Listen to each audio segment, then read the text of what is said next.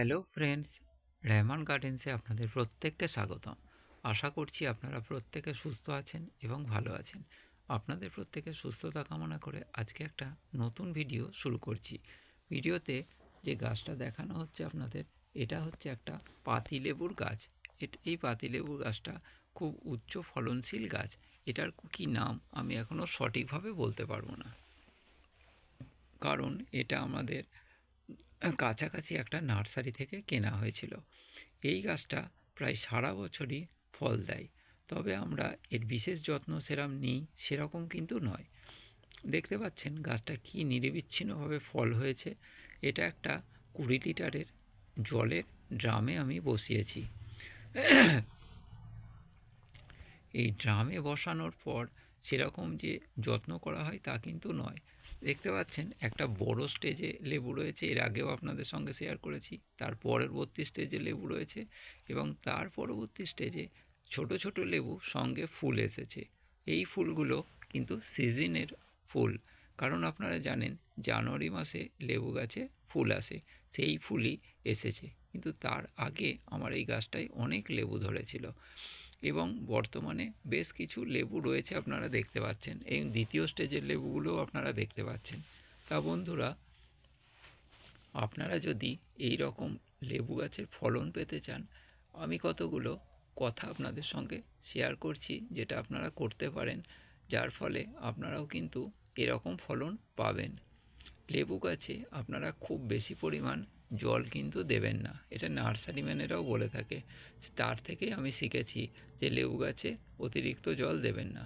আর প্রধান কারণ হচ্ছে আমি আরও জল দেওয়া কমিয়ে দিয়েছি, কারণ লেবু গাছের গোড়ায় যদি জল জমে তাহলে কিন্তু লেবু গাছ মারা যায়, খুব বেশি জল এরা নিতে পারে না।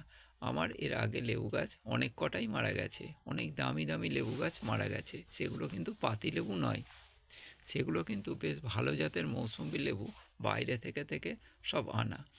প্যাকেটের মধ্যে থেকে জল বেরোতে না পেরে অনেক সময় ড্রামে জল জমে এরকম মারা গেছে। সেই জন্য আমি বুঝতে শিখেছি যে লেবু গাছে বেশি জল কিন্তু দেওয়া যাবে না। 2 নম্বর পয়েন্ট বলতে পারেন যে এর গাছে যদি আপনি মাছ ধোয়া জলটা আপনি ব্যবহার করেন, মাছ ধোয়ার পর যে রক্ত মাখা যে জলটা অবশিষ্ট থাকে, ওটা যদি আপনি ব্যবহার করেন, সেটা কিন্তু খুব উপকারী লেবু গাছের ক্ষেত্রে। এটা আপনাকে সারা বছর লেবু গাছটাকে পুষ্টি দেবে এবং সারা বছর আপনাকে ফল ফুল দেবে। কম পরিমাণ হলেও আপনাকে সারা বছর ফল ফুল দেবে যদি আপনি লেবু গাছটাকে ছোট পাত্রে বসান তা সত্ত্বেও। 3 নম্বর, আপনি বাড়িতে পড়ে থাকা যে ভাতের ফ্যানটা থাকে, সেই ভাতের ফ্যানটা আপনারা 3-4 গুণ পরিমাণ জল মিশিয়ে আপনারা এই লেবু গাছে একটু বেলা হলে দেবেন, যাতে তাড়াতাড়ি জলটা ফ্যানটা টেনে নেয়। সকালবেলা দিলে অনেক সময় মাটির রস শুকনো না থাকার কারণে টানে না, কিন্তু ওটা টেনে নেওয়ার পর আপনারা গোড়াটা একটু খুঁচিয়ে দেবেন, না হলে দেখবেন শুকনো ভাব এসে যায়, যাতে জল আর পরবর্তীতে টানবে না, কারণ ফ্যানটা অনেকটা আঠালো টাইপের মাটিটাকে বসিয়ে দেয়। এরপরে আপনারা আরেকটা কাজ করতে পারেন, যে খোল পচিয়ে অনেক সময় আমরা গাছের গোড়ায় দিই, আপনারা খোল পচিয়ে দেবেন না।